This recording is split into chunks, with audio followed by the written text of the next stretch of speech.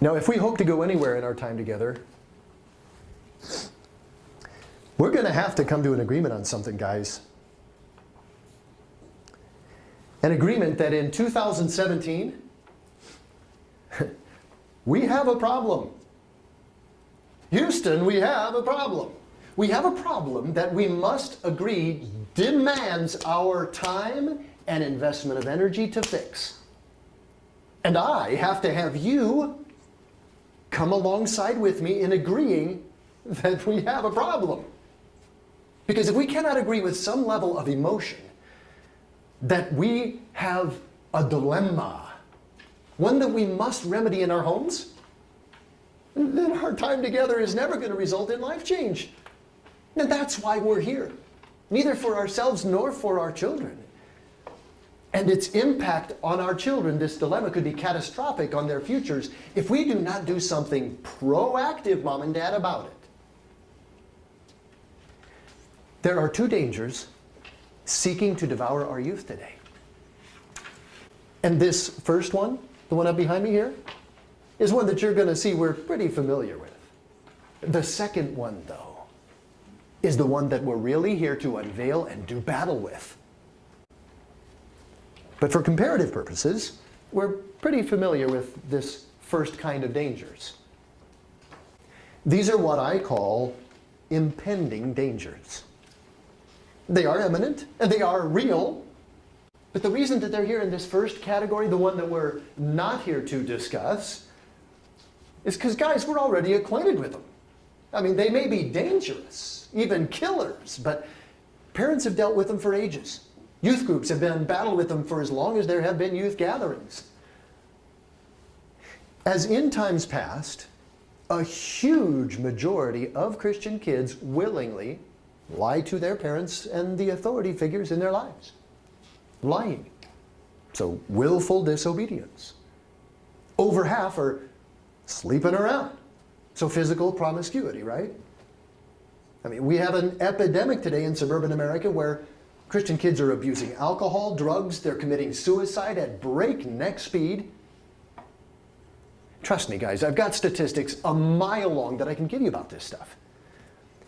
But while these are imminent and real dangers, would you agree? Guys, they're no longer taking us by surprise. We're acquainted with them. But for our purposes, we only touched on a few of those impending dangers in order to narrow our focus on a much more expansive evil that is impacting every aspect of our kids' lives. Every aspect. And this more expansive evil I have classified separately because we do not recognize it. It is a danger that we have not recognized at its onset, and it affects its impact, its victims, little by little by little, until it is nearly too late to head it off. Unless we know what it is, right? Where it hides. The second kind of danger starts out quietly. Maybe it appears to be innocent, or maybe seems to be of minimal impact.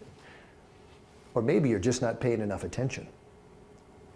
Until just the right or wrong moment.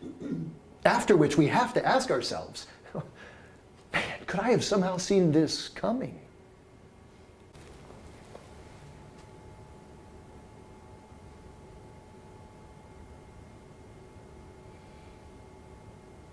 You can see it already.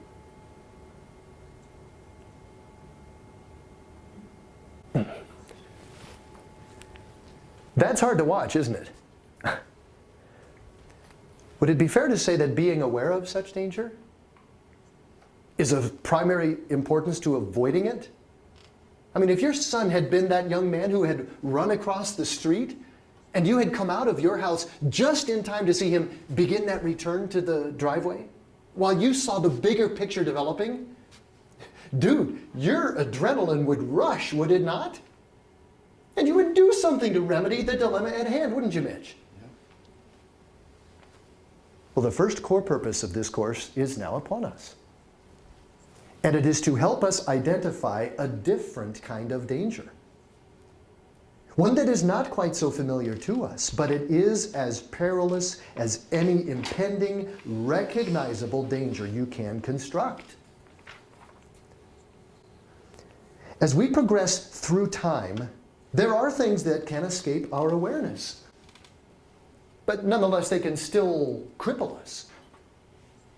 You see, I didn't grasp the fact that for probably better than 2 years, by running on 2 bad heels, both working on bone spurs, was going to result in 1.5 miles up the road one very cold and rainy fall day, both of my calves and Achilles tendons shutting down on me.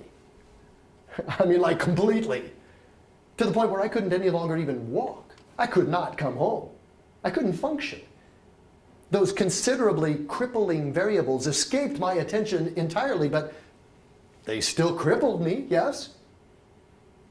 And so impending no less danger than any impending danger out there, there is a killer progressive danger out there. One that is less detectable than any of these impending dangers. And we are going to be putting into place a tactical approach together in this course to do battle with it. And this now leads to my big assertion, on which the rest of this course hinges.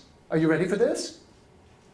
Today's young people decide what is right from wrong based on a truth view that right and wrong are personal, conditional, and subjective. There it is. Pretty painless, huh? I mean, did you feel the passion just coursing through your body as I read that and you were trying to fill in your blanks? I mean, at first blush, this reality that we make our own truth, our own rules, may seem to be freeing, yes? But if we have produced and are living in the midst of a society that neither approves nor disapproves of one moral directive over another, guys, think about it. There's no societal continuity, right? And when there is no consistency with how we come to conclusions of daily life, there is, especially for our teenagers, tremendous confusion and insecurity. I mean, there are no borders, but only that which seems right to us. You see, when all truth is relative, there is no warning device. It's like playing baseball as an outfielder like I did in college with no warning track before the fence. Psalm 119:11, I think it is, that says, referring to the precepts of God, by them your servant is warned regarding his precepts. But without such absolute truths that we can know governing our lives, dudes, there's no warning track before hitting the fence of tragedy. And if you think that a culture living out personal, conditional, subjective truth can therefore live in this freedom that we're told, producing mental health, right? So that we can all feel good about ourselves, you've got another thing coming. When we are, as our culture now teaches us, so narrow-minded as believers to communicate to our young people that they may be doing something absolutely wrong, it is damaging to their esteem, right? UCLA researchers recently completed a fairly significant study of students entering college. And by their measurement, they indicated that our incoming freshman students today have the lowest overall emotional and mental health in history, according to their study. At no other time in history are our students as emotionally and mentally messed up as they are now.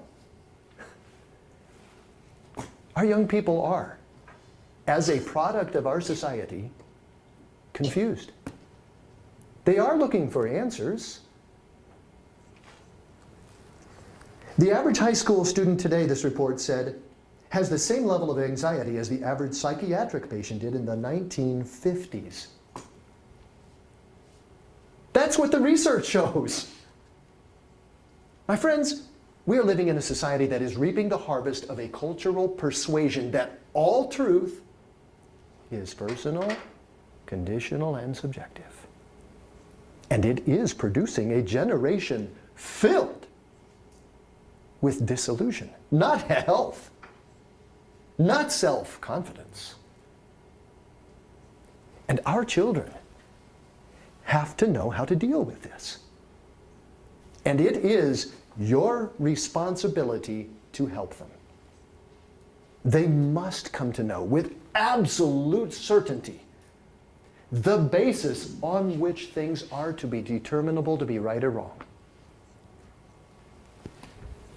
As Timothy Keller communicates in his book, The Reason for God, and from his personal experience from his predominantly young congregation in New York City, he says, our culture differs from all the others that have gone before.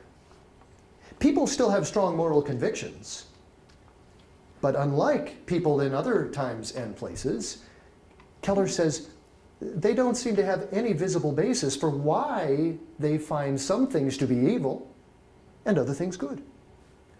It's almost like their moral intuitions are free-floating in midair, far off the ground, he says. Let's see if we can bring today's cultural persuasion that right and wrong are personal, conditional, and subjective to eye level. What does this really mean? How does this warped view of truth live itself out for our students? By way of illustration, today's young people would sit across from you and me in this room and very respectfully and calmly and with great personal conviction tell us that what was true for you and me just isn't true for them. For example, that while having sex before marriage was wrong for us, it just isn't for some of them, depending on the individual circumstance, of course. And it's not just that they're trying to rationalize a certain behavior like you and I would have done, admittedly. No, it is deeper than that, guys. Because they truly believe in their heart of hearts that having sex before marriage, regardless of what this says, is not wrong. And they believe this in concert with the fact that they will tell you they are a born-again follower of Jesus Christ. And they see no conflict of interest. And it is not just that one hot button topic. Everything is relative to the individual. In a moment of extraordinary vulnerability and candor, no doubt, okay, as a part of that same conversation, they might brush it a little broader, saying something like this. You see, Mom, I don't know how to say this without sounding to you way out there and worrying you without cause. But your truth necessarily isn't mine. I mean, I respect your opinions and beliefs and all, but they're just that. I mean, they're yours, right? And that's great. It's just that I don't share in them. And that doesn't make me a bad person. We're just different, right? I mean, it's what makes the world go around. It is okay. Now, by contrast, we have a different view of right and wrong. A foundation based in the infallible Word of God leads to right and wrong being three blanks to fill in. Universal, constant, and objective. But not so for our kids. You see, here's the world your kids live in. Today, just as was the case in Genesis chapter 11 at the Tower of Babel when God chose to step in temporarily to stall our progress, your child's youth culture believes that nothing happens under the sun that cannot be explained away by or explained through man's intellect, his research, his will and discovery, his technology, his longevity, his creativity and self-sufficiency. A few years ago, and a full 10 years after he wrote this book right here, Right from Wrong, Josh McDowell was speaking at Cedarville College about where we've arrived today in our popular culture's view of truth.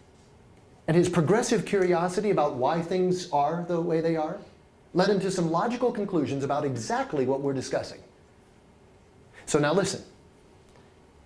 This is going to be an 8-minute segment that I need you to listen to carefully, so grab some candy.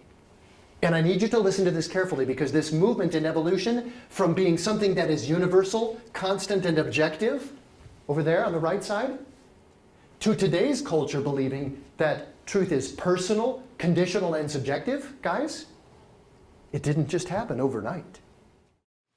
We are one of the first generations of history of America that has two distinct cultures. Not just two generations. See, before in evangelical homes, there were two generations, adults and youth. Now there are two distinct cultures.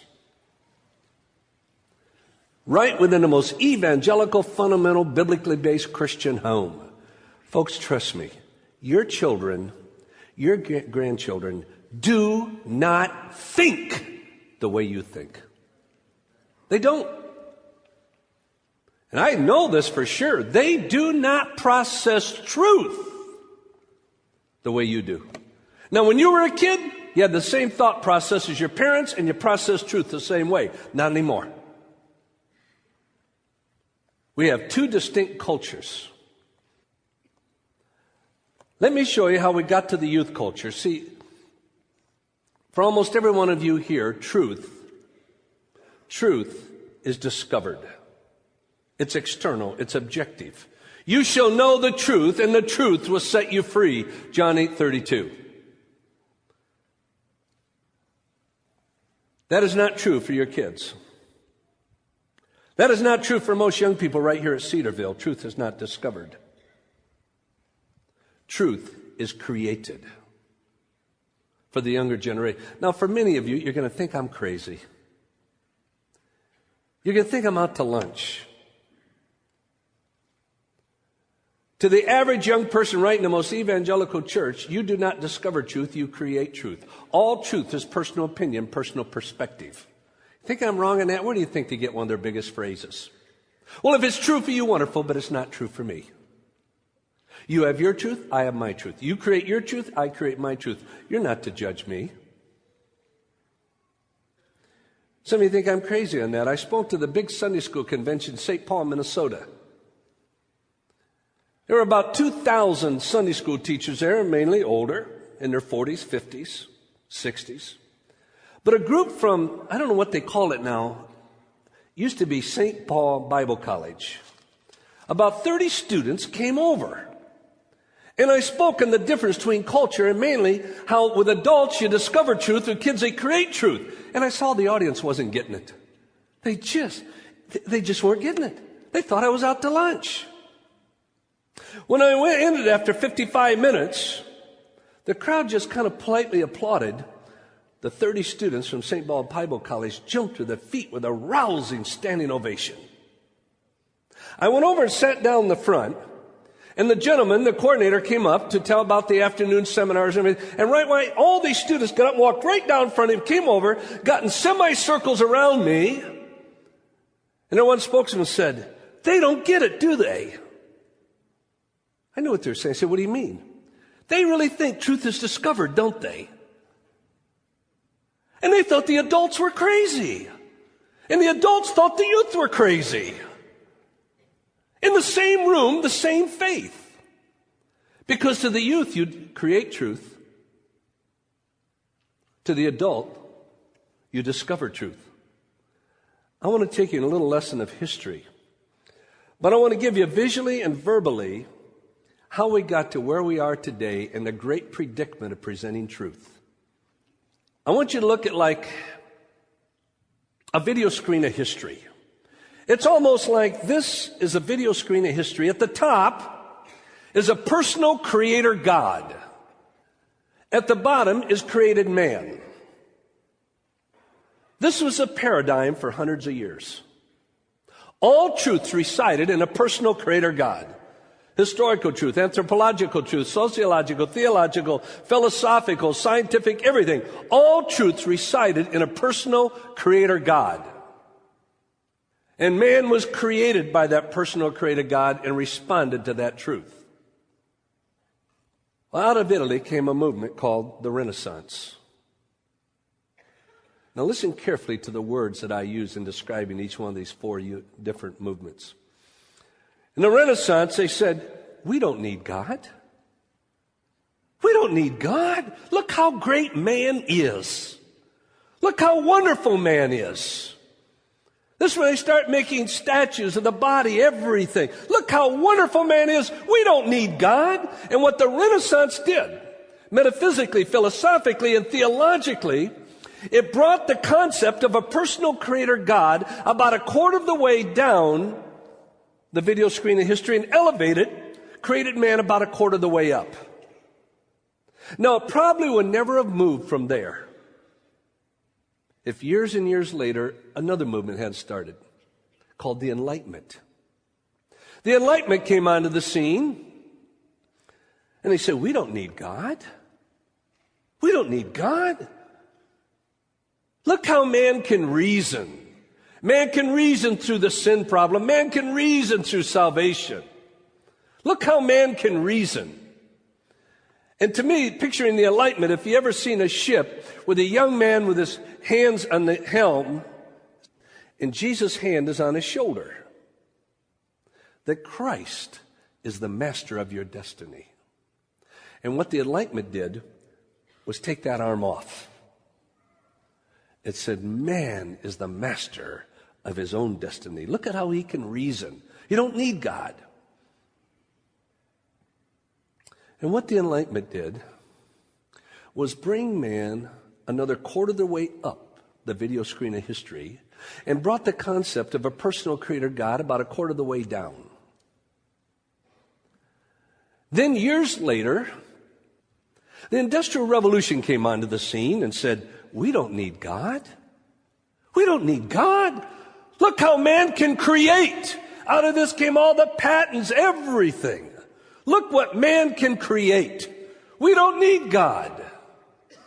The Renaissance said, look how wonderful man is. The Enlightenment said, look how man can reason. And the Industrial Revolution said, look how man can create. But there was one problem that the Renaissance, the Enlightenment, the Industrial Revolution could not answer.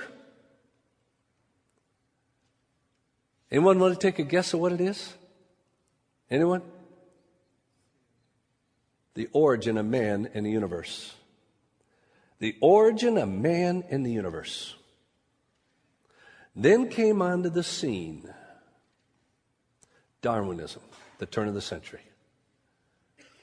And Darwinism said, we don't even need a thought of God. We don't even need a thought of God. Because now we can understand the origin of the universe and the origin of man. So why do we need a creator God? And what the Industrial Revolution did was elevate man to the creator God position. And the concept of a personal creator God in which all truths resided fell off the screen of history. This is where you get the God is dead movement. John A.T. Robinson, others, God is dead. Now, a lot of evangelical pastors that make jokes, they say, oh, sure, God was alive and he died. That's not what they were saying. What they were saying was the concept that there is a personal creator God in which all truth resides. That concept died. That's how you get the God is dead movement. Now, what has happened over the last 60, 70 years, 75 years? Out of this comes the explanation of almost every single emphasis in culture today. Almost every trend I can take back to this. Now you have to understand, I've been very brief here. There's other factors involved, but you're limited by time. This gives the overall scale. So, in today's homes, we not only have two generations, but for the first time we also have two distinct cultures. Without our emphasis and our purposeful, proactive intervention, Mom and Dad, given our culture, our kids will grow up believing that life's value judgments, which lead to their decisions, by the way, are best arrived at by means of personal choice, preference, and what appears to be then best for them, given any circumstance. So, and to your study guide, thanks to the Renaissance, the Enlightenment, the Industrial Revolution, and Darwinism, each of us has the ability to determine what is right and wrong on our own. Now, I'll say it one more time to buy you some time to fill in all of those blanks. So thanks to the Renaissance, the spelling is even up there for you for that one. The Enlightenment, the Industrial Revolution, and Darwinism, each of us has the ability to determine what is right and wrong on our own, don't we? Well, why is this? Let me give you a little illustration. It is because if we are able to explain things away, as Josh said, reason our way through all of the questions of life to our satisfaction without God, then there is no way that anyone can claim anything to be ultimately true about the way life is to be lived. Because there is no common external reference point for all men to point to use, to commonly determine something to be right or wrong. All truth is therefore created within the framework of our own limited, earthbound knowledge. So because there is no external reference point where an ultimate truth resides, because God isn't, right? Our culture says that all truth is personally created. And therefore each individual looks at the other and says, who are you to tell me what is right and what is wrong? That's just your opinion. There is no creator God in which truth resides. So where does truth reside? In the individual. Makes sense. And if you need a current illustration of the mentality that we have driving the rationale of today's youth culture, watch this ad that ran a couple seasons ago during NFL games.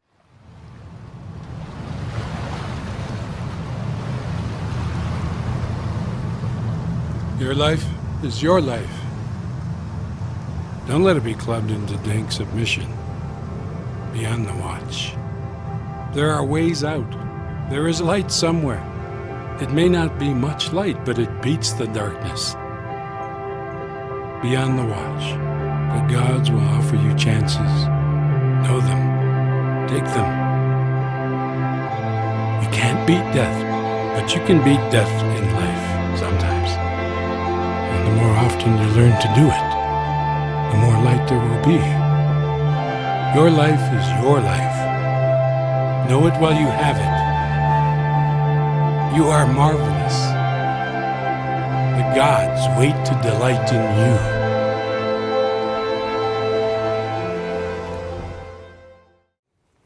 Now with that kind of noise, continually vying for their hearts and minds and souls, maybe it's time for an equal defense of today's youth culture, right? I mean, because unlike us, older people, who can't quite see the way they see, because we're a little bit handicapped, because we still have one foot in an older culture that still had its roots in an older generation that still believed, by the way, that there was a fairly consistent right and wrong. By contrast, they have lived their entire lifetimes marinating in this minutia of inaccurate, postmodern, feel-good, nothing and no one is really wrong, humanistic methodology.